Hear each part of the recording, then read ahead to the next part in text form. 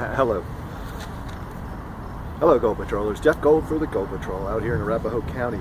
We began the day, as I indicated in my first update, with very emotional testimony of victims who survived this attack.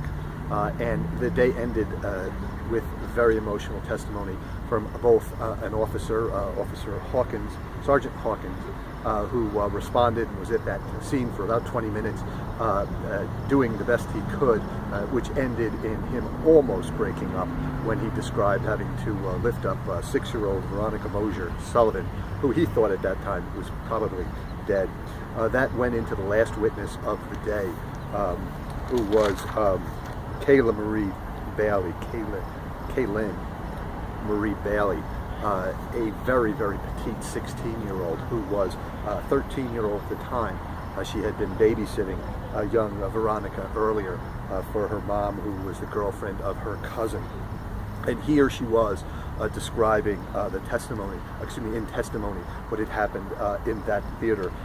This teeny girl who was calling 911, saying that Ashley was on top of little Veronica, and she needed to try to get some help. They tried to tell her on the phone to do CPR, but it was too noisy for her to hear. And Ashley, Veronica's mom, was laying on top of her in any event, and she just couldn't get that across.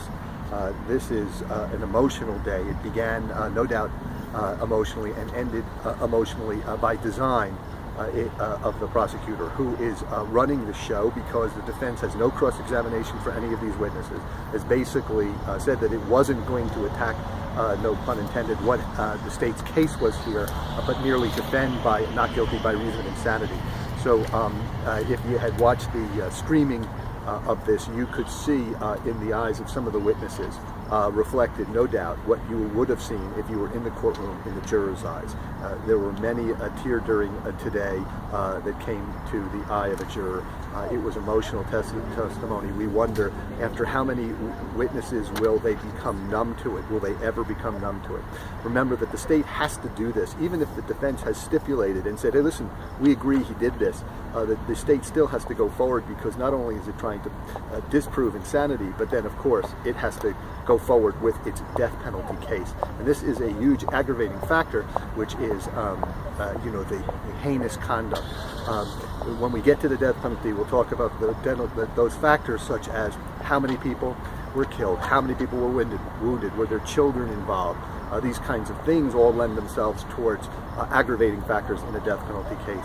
So the state is basically unopposed, doing its case the way it wants to, and today was a very emotional day. It should continue tomorrow with more victims, and certainly the death of little Veronica will be explored, my guess, early on in the day tomorrow. That's it for now. Jeff Gold for the Gold Patrol.